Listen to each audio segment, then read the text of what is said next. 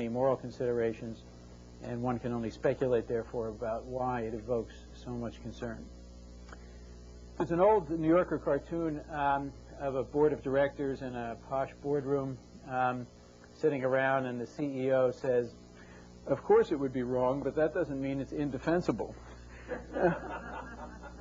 And I think that's what ethics is about. Ethics is not about figuring out what's right and wrong, which are ultimately unknowable. There's no way you can look in the back of the book to see what the right answer is. But what ethics is mainly about is trying to figure out what's defensible and what isn't, what's justified and what isn't. And that's what I'd like to talk about today, namely the claims that the use of performance-enhancing drugs, particularly anabolic steroids, is morally indefensible or even morally wrong. And what I will try to persuade you of is that there is no basis for that claim, and that the usual arguments really do not withstand scrutiny.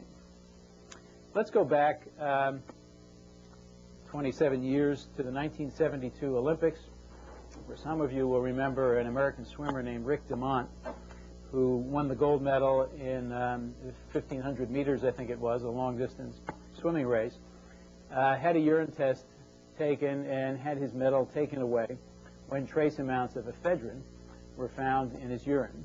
DeMont was an asthmatic, had actually gone to the official team doctor before the race, not because he was wheezing, but because he was worried about wheezing and about exercise-induced asthma, and wanted to be at peak performance, and wanted to know which of the many drugs that he was familiar with he could take and which ones he couldn't. And the physician said, "Oh, ephedrine is fine, that's not on the banned list."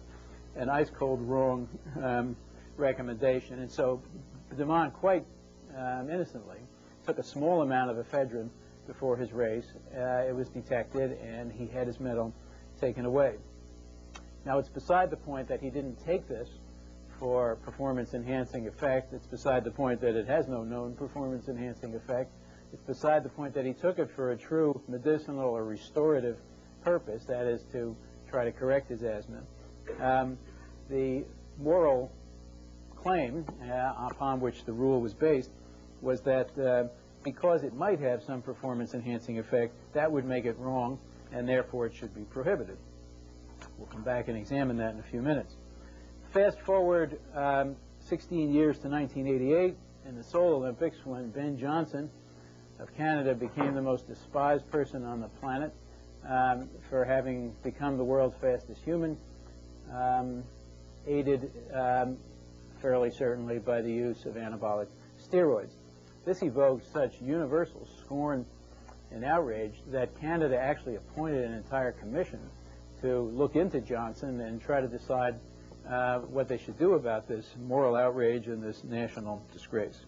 It will be used to enhance traits of people who are already normal, and that parents will get caught up in engineering their children. Well, my own idiosyncratic views are that none of these things are as problematic as they seem to be, and I'd like to spend the time on the drugs and sports issue to suggest that the intuitive abhorrence that people have for these performance-enhancing drugs is really not founded on